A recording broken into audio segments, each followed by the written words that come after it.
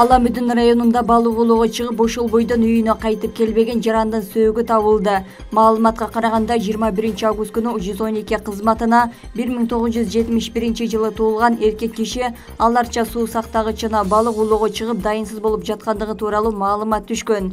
Жерин ыкчам түрдө 24 августта өзгөчө кырдаалдар министрлигинин куткаруучулары тартылып, жаранды издеп башташкан. Чолпон Атада министрлер кабинетинин төрагасы Акылбек Жапаровдун төрагалыгы астында Евразия өкмөттөр аралык кеңешинин кезектеги жыйын аяктады. Анда Акылбек Жапаров көтөрүлгөн бардык маселелердин маанилүүлүгүн белгиледи. Кол коюлган келишимдер интеграциянын бардык катышуучуларына жемиштүү жыйынтык алып келет деп ишенем, деди ал. Жыйындын жүрүшүндө Евразиялык кайра камсыздандыруу компаниясын түзүү жөнүндөгү макулдашуунун долбоору каралып, талкууланды.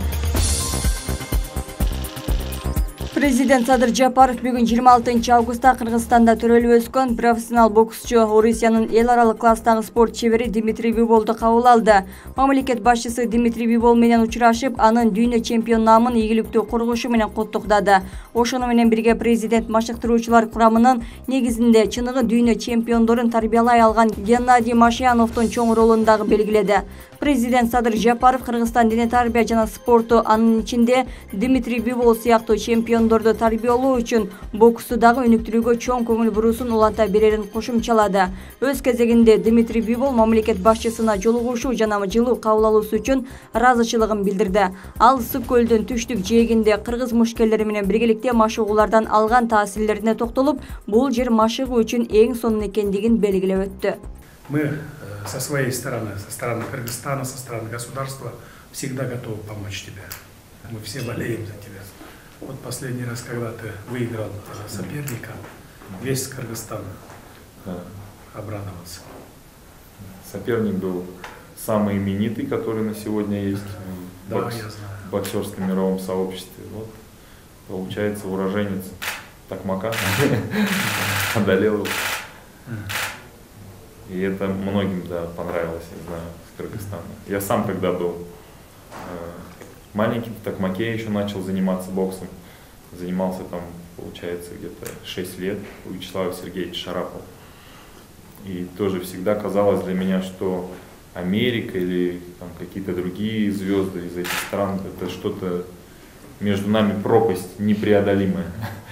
Вот, а когда там видел, у нас был такой Малик Барбашев, чемпион мира по кикбоксингу, когда вот видел вживую, то есть заряжался эмоционально. Я сейчас понимаю, как ребята, вот, глядя тоже на уроженца Токмака, тоже заряжаются эмоционально.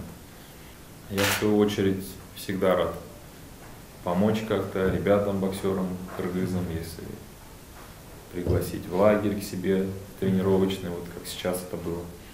Для них, я думаю, это положительно сыграло. Где-то поучаствовать в каких-то, может, тренировочных процессах тоже всегда открыт.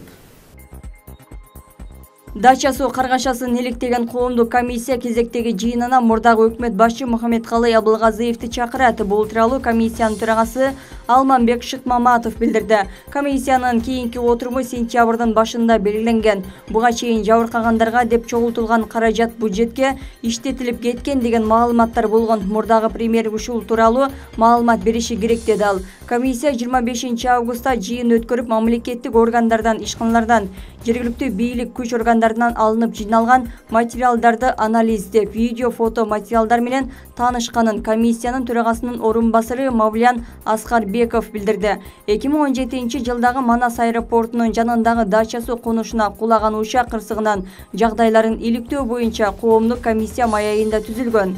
Анын курамына саясатчылар, журналисттер жана активисттер кирген. Мындан 5 жыл мурда Бишкектин четинде Манас аэропортуна жакын жайгашкан дача суу конушуна Гонконгдон Стамбулду көздөй бараткан учак кулаган.